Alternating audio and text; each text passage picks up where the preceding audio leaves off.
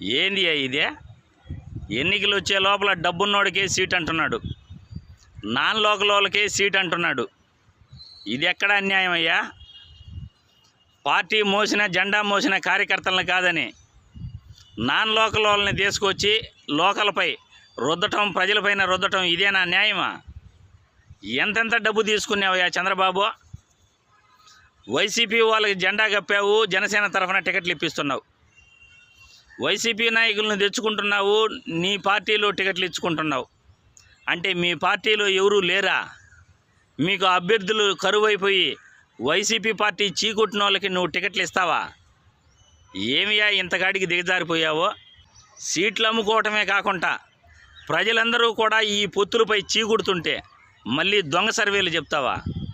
దొంగ సర్వేలతో మేము గెలుస్తాము, మాకు 99 సీట్లు వస్తాయి అంటావా? ఎందుకు 99 దేనికి?